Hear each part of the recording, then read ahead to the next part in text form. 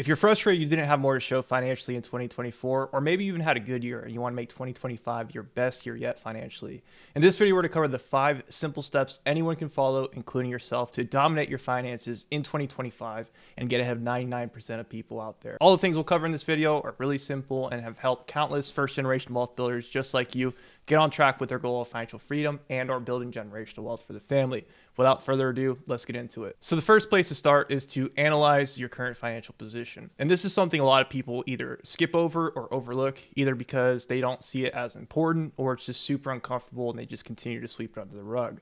But this is an extremely important step, especially as we roll into a new year, and it's one of the best places to start when we're talking about getting on track with building the wealth that you deserve. As far as why it's important, there's several reasons, but one of the biggest ones is this exercise helps you identify areas in your entire financial position, whether it's your investments or your personal finances, that require some attention. Maybe it's paying down debt, maybe it's building emergency savings, or whatever it may be. This exercise helps paint a light on the things that need to be addressed. Also, it helps you build a solid financial foundation to build wealth on, and that's extremely important regardless of your income level, your net worth, or how much you have invested. As far as what to analyze, there's all sorts of things that you could look into, but to keep it simple for the sake of this video, we're going to cover 2 basic things. One of those being your balance sheet, and the second one being your cash flow.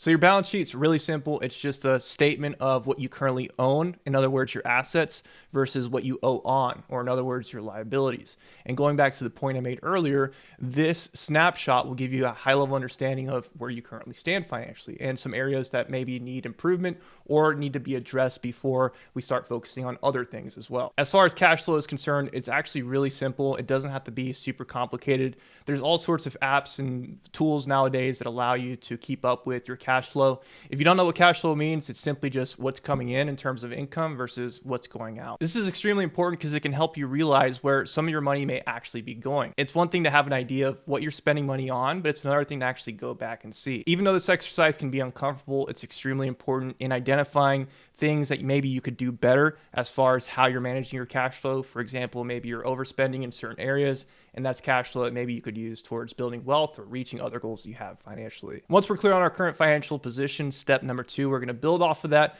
and we're going to create what's called a monthly cash flow plan, aka a budget. Now, I know a lot of people feel some type of way when they hear the word budget. I prefer the term cash flow planning, but in any case, it's really just having a plan for your cash flow. In other words, knowing where your money is coming from and having a plan for where it's going to go. Expenses, the things you like to do, and of course, making room for wealth building. So the key theme in a solid cash flow plan is really just striking the proper balance between what you want to spend money on, what you have to spend money on, and of course, paying yourself first, building assets, and getting on track with your long-term financial goals. If it's been some time since you've last done this exercise or you've never done it before, it's really simple. The 3 things to really focus on are your cash inflows, aka your income from work or your business, your cash outflows, aka the things that you're spending money on, and then of course, making room for investing and building assets. Again, there's all sorts of tools and resources out there that you can use. Some people are more old school and prefer spreadsheets. Some people like the pen and paper method. It's up to you. Go with whatever works best for you. But the main key here again is having a plan for what's coming in, what's going out, and making sure that we're making room for automatic wealth building and investing. Once we have a clear cash flow plan in place, the next step is to set very clear financial goals. This step is extremely important because often people feel lost or unsure if they're on track with the things that they're doing in their financial situation. And often it comes back to the fact that they just don't have clear goals that they've set. In other words, they don't have anything to measure their activity against to know, am I doing the right thing? Am I investing enough? Am I investing in the right things? Do I have the right accounts? So on and so forth. A lot of that can be made a lot easier for you if you take some time in advance, especially this time of year, to get clear on what are my short-term goals, what are my intermediate-term goals, and what are my long-term goals as well. Because without goals, you'll just never have that frame of context, and you'll never know if you're actually doing enough or if you're on track. As far as what types of goals to set, you can set all sorts of different types of goals depending on priority and, of course, timeline. So short-term goals are really anything within the next, let's call it 12 to maybe 24 to 36 months. Intermediate term would be, let's say, 2 to 5 years out from now. And then long-term could be anywhere from 5 to 10 plus years out. If you're curious about what examples of this could look like, for example, a short-term goal for you could be to build emergency savings or pay down a specific credit card debt, or paying off a specific liability. In terms of intermediate term, maybe it could be acquiring an investment property in the next 2 to 3 years. And of course, longer term, it could be making work optional, financial independence, generational wealth for your family. It's really just important to understand what's important to you and to literally put it down on pen and paper. Once we're clear on our goals, step 4 is to then create a financial plan to reach those goals on time. Financial planning is kind of a loaded statement, and it can be super involved depending on how much you have going on in your financial situation.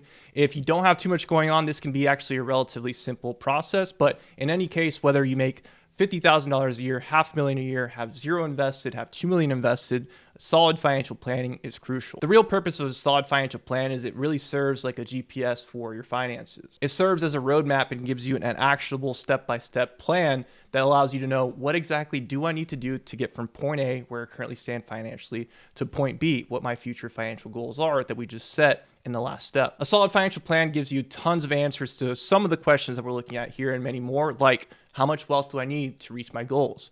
Am I currently on track to reaching that goal? How do I reduce the odds of running out of money if financial independence is important to you? What adjustments do I need to make over time? How much do I need to be investing? How do I protect the wealth that I'm building over this time? Am I using the right accounts? And so on and so forth. A solid plan will get you answers to all these questions and more. And then step 5 is to make sure that you set up the right systems and automate the right processes in your finances to make sure that you're always putting money to work and that money is working for you, whether you're thinking about it or not. As far as why this step is important, automation is a true wealth hack because it allows you to force yourself to build wealth without even thinking about it. In a lot of cases, it allows you to get out of your own way and start taking the action that you need to be taking to get on track with your goals. If you currently feel like you're not making a ton of progress financially, it's likely because you've been doing the thing at the top that we're looking at here that a lot of people do when it comes to their finances. They get paid, they pay their bills, they spend whatever is left over, and then they try to save and invest. The problem is, of course, there's nothing left to save or invest. Where if we move the save and invest step up to where after we get paid, or in other words, we pay ourselves first, we have the right systems in place to make sure that money is being put to work for us, whether we think about it or not, that is one of the best ways to force yourself to build wealth. And again, it's one of the best things that you can do to get your investment portfolio off the ground if you are starting from scratch in 2025. Just to give you another illustration of how simple this can actually be, it's really a 3-step process. Step 1 is you get paid from your job or your business. Step 2 is you automatically transfer a portion of that cash to your different investment accounts that you have set up. And then step 3 is you make sure that money is automatically put to work and invested in a solid long-term investment strategy that you trust, that matches your comfort with risk, and makes the most sense for your goals. If you're just getting started, putting together a solid index fund portfolio is an easy way to automate this process. And here's another illustration of how this can look in your finances and how you can pay yourself first. So we're looking at someone that has a paycheck that they receive from work. They automatically send part of that money to their employer retirement plan, like a 401k, for example. Then they send the rest of the money to their personal checking or operating account, where then they send automatically money to their different investment accounts, maybe a high yield savings account if they're trying to build emergency savings or saving for a short-term goal. And then you can see we move on to the red arrow, which is spending on the wants and needs. So in summary, the 5 key steps to dominating your finances in 2025 and getting ahead of 99% of people out there. Step number 1, take some time to understand your current financial position. Get clear on your balance sheet and get clear on your cash flow.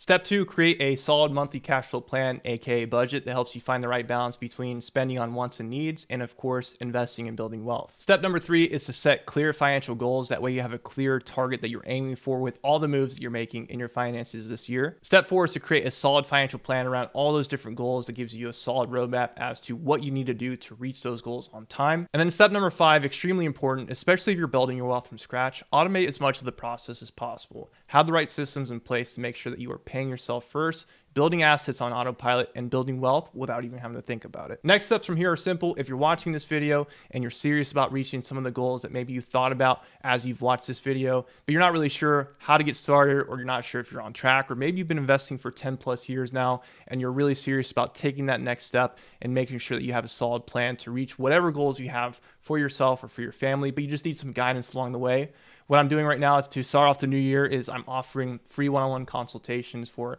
my YouTube subscribers. You'll find a link in the description to this video that you can use to schedule a quick free one-on-one consult with myself. It's a good opportunity for us to sit down, help me better understand your situation, answer some of the top questions you have around what you're doing right now financially, and point you in the right direction. So again, the link to that free one-on-one consult is in the description to this video. But I just want to take a second to say thank you so much for watching this video. I really hope that this gives you something to think about and you actually apply many of the things that we talk about in this video. If you do, I'm confident you'll look back on 2025 as one of your best years financially ever. By the way, subscribe to the channel if you want more videos like this. I'm being a lot more consistent with YouTube this year. Drop a comment if you have any questions on anything or if you found anything in this video helpful. But again, thanks so much for taking the time to watch this video. I wish you the best of luck this year, and I'll see you in the next video.